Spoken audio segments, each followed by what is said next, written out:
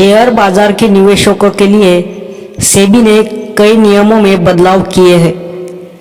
इससे अब आईपीओ और म्यूचुअल फंड में पैसा लगाने वाले इन्वेस्टर पर रिस्क कम होगा।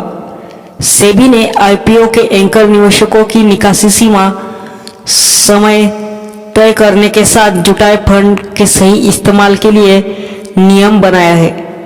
अगर आप इन नियमों को नहीं जानते तो इन नियमों को विस्तार से जानिए।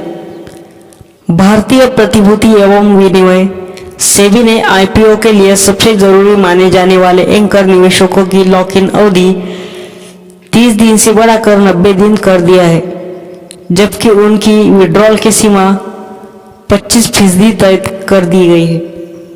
आईपीओ से फंड जुटाने वाली कंपनियां अब सिर्फ 25% इस्तेमाल इन ऑर्गेनिक कार्यों में कर सकेंगी, जबकि 75% उन्हें कारोबार विस्तार में लगाना पड़ेगा। आईपीओ में 20% हिस्सेदारी रखने वाले प्रवर्तकों की कॉल इन अवधि 3 साल से घटाकर 18 महीने कर दी है, जबकि 20% से ज़्यादा हिस्सेदारी पर लॉक इन अवधि 1 साल से घटाकर 6 महीने हो गई है। इसी तरह म्यूचुअल फंड योजनाओं को बंद करने से पहले फंड हाउस को यूनिट धारकों की अनुमति लेनी होगी। ये नियम 1 अप्रैल 2022 के बाद आने वाले आईपीओ पर लागू होंगे। किसी आईपीओ में 20% से ज़्यादा हिस्सेदारी रखने वाले शेयर होल्डर या एंकर निवेशक अब सूचीबद्ध वाले दिन अपना पूरा हिस्सा नहीं बेच सकेंगे। ऐसे शेयर होल्डर सूचीबद्ध के दिन हिस्सेदारी का सिर्फ 50% ही बेच पाएंगे। आईपीओ से मिले पैसों के इस्तेमाल से जुड़े खुलासा नियमों का भी कई निवेशकों को लाभ मिलेगा। कंपनियां अब सिर्फ 25% राशि का इस्तेमाल इन ऑर्गेनिक फंडिंग में कर सकेंगी, जबकि 75% राशि उन्हें कारोबार विस्तार में लगानी होगी।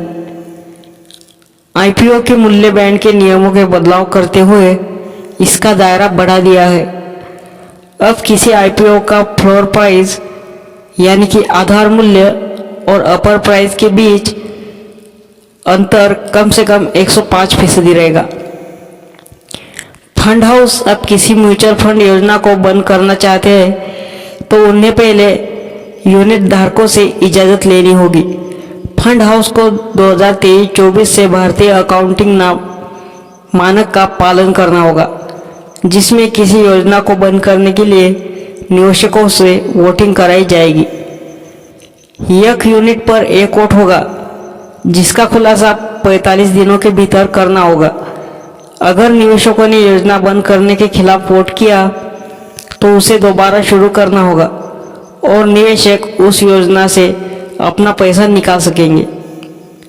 सेबी के अनुसार अब कंपनियों को सेटलमेंट के लिए आवेदन कारण बताओ या अनुपूरक नोटिस मिलने के 60 दिनों के भीतर देना अनिवार्य होगा। सेबी ने जनवरी 2019 में सेटलमेंट नियम लागू किया था। इससे मुताबिक कोई गलती होने पर कंपनियां फीस भरकर सेबी के साथ उस मामले का निपटारा कर सकती है। इसमें कोई संशोधित सेटलमेंट नहीं है तो उसे 15 दिनों के भीतर पूरा करना होगा। इससे तहत सभी भुगतान सिर्फ पेमेंट गेटवे के लिए जाएंगे। विदेशी निवेशकों के लिए क्या हुआ बदलाव? सेबी ने विदेशी निवेशकों के लिए जुड़े नियमों को भी बदल दिया है। अब एफपीओ का पंजीकरण करते समय सामान्य जानकारियों के साथ विशेष पंजीकरण संख्या दी जाएगी। इससे निवेशक की ओर से डुप्लीकेट शेयर की मांग करने पर लिमिट के रूप में प्रतिभूतियों को जारी किया जा सकेगा। इस कदम से इन्वेस्टर के लिए लेन देन आसान हो जाएगा और उनकी सुरक्षा भी बढ़ेगी। एक स्थिति फंड विशेष बनेगा।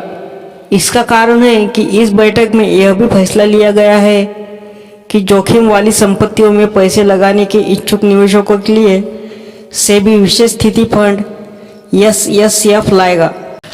इसका न्यूनतम कॉपर्स 100 करोड़ रुपए होगा, जबकि न्यूनतम निवेश 5 करोड़ और 10 करोड़ रुपए होगा।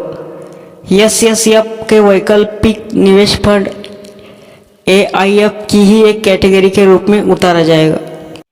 तो इस प्रकार सेबी ने नियमों में बदलाव किए हैं। आपको ये जानकारी कैसी लगी प्लीज़ कमेंट बॉक्स में बताएं। वीडियो को अंत तक देखने के लिए धन्यवाद।